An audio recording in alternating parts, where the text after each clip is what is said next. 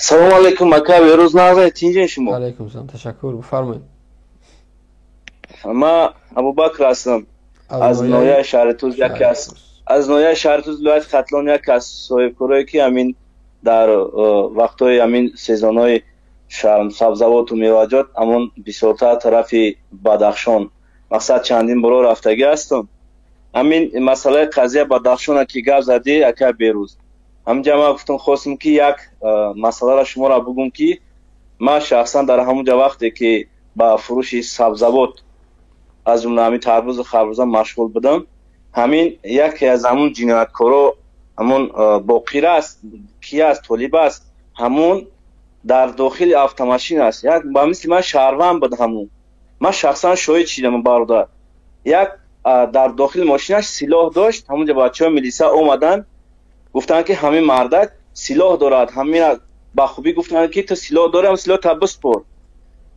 همون شخص با خاطر که برای بسپرد در قانون مقصد بتید همون سلاحشه با آواز بلند امای دبن مردم ده نفر که باز میگن شاهدی میتین که همین سلاح داشت بسپر. گفت گاش گفت ما میفورم میسپرم نمیفورم نمیسپرم.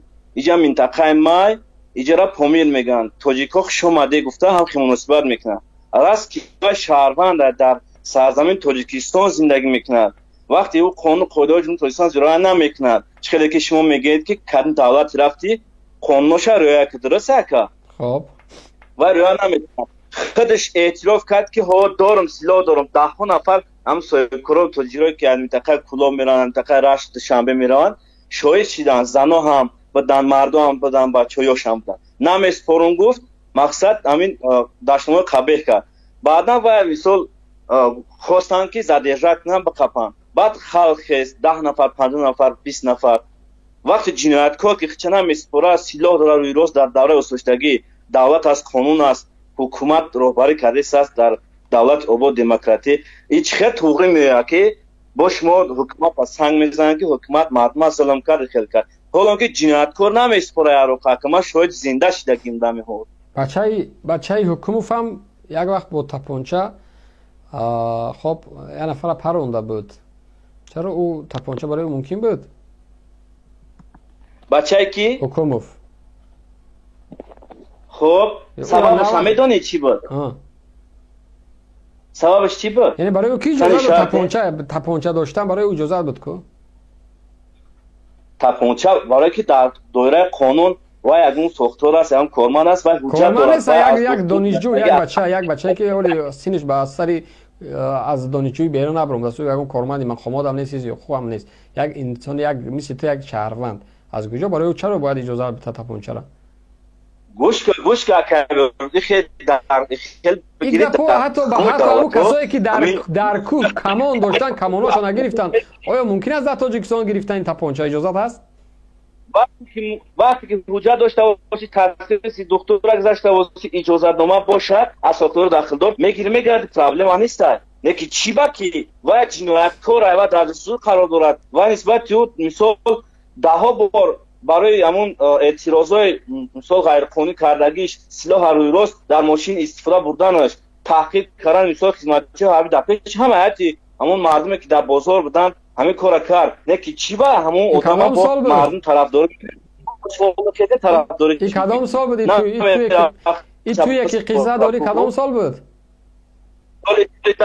سال 2020 بود. خودت از بدخشان از کجاش چی میاری نفهمیدم.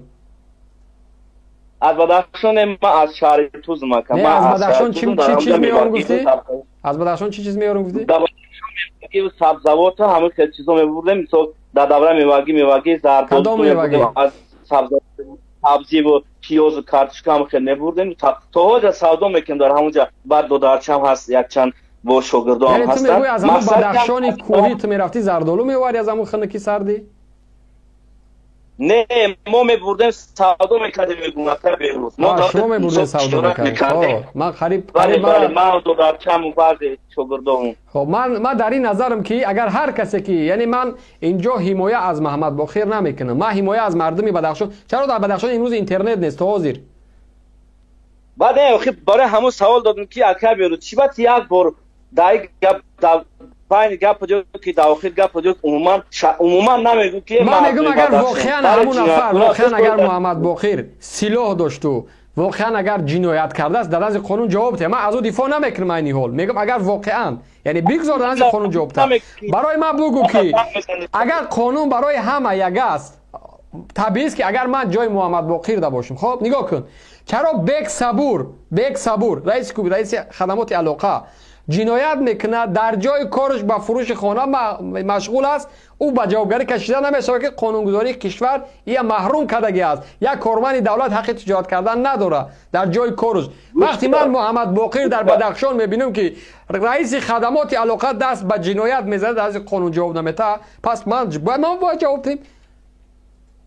گوش که که بیرود جنایت است درست نه که هر جنایت با کاتگوری داره درست است اصلا برای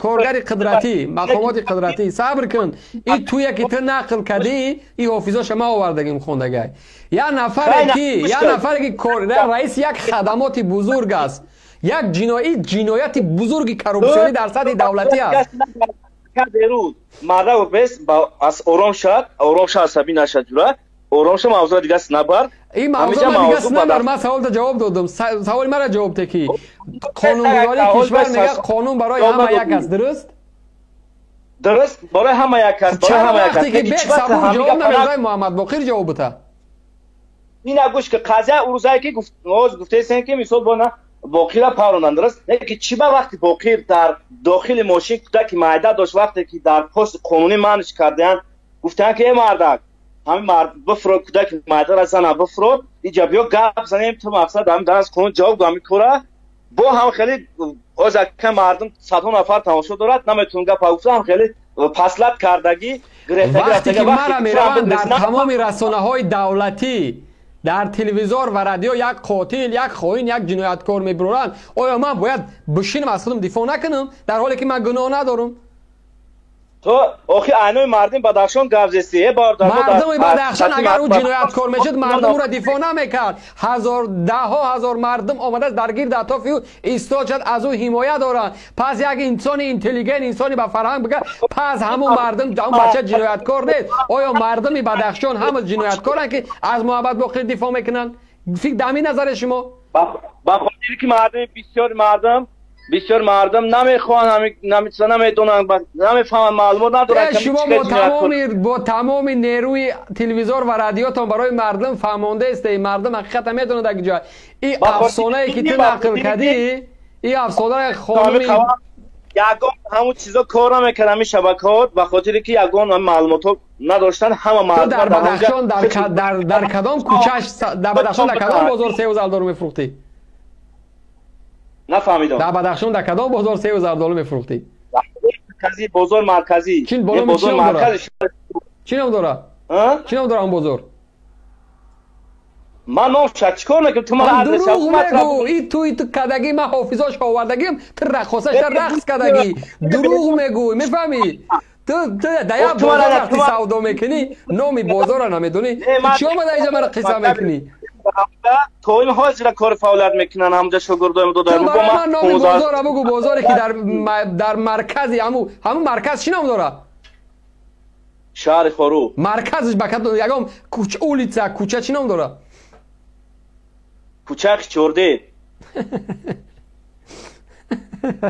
با چی گم میزنی نامی بازار چی است نام بازار اما ریالی نمیدونم فقط بازار بیا کرتای چکن خوش صبر کن تو یکی برای ما گفتی صبر کن تو ای خدا نمیشرمی دروغ میگوی دایا بازاری که میری سودا میکنی در اون بالای بازار کتا نویسای بازاری فراوان بازاری شاه منصور نه بچه فراوان از سرسای بازار که قسمت مرکز خورمیای او یا مغازین یک فیلال فراوانه من با طور مثال میگم بازار میرای دوشنبه وقتی داخلی بازار میشه با حرفی کتا نویسای بازاری فراوان بازاری کاروان بازاری شاه منصور فلان تو در بازار در مرکز شهر خورو میرفته تجارت میکرده آیا تو نمیدونی که هم دکدام بازار تجارت میکرده چی رو تسیاه میکنی مارکتون ایستوندگان بازار بچهش برو بخیر ها او توی یکی تو نقل میکنی برادر قندگل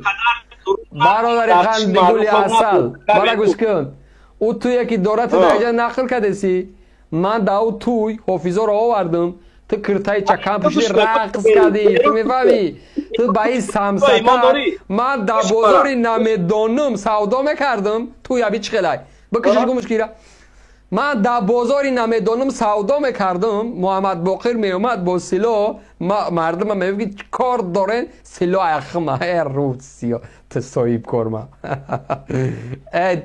دیگه نمیدونه شما چرتکا چی کار بکنین ای مردم شما را چی زور آمده است چی زور چی تا نمیرسه دروغ میگین در بازاری نمیدانم تجارت کرد از این مردک خوب روسیا تصایب کارم خب در سری همون صاحب کاره که در ایت داده بدستن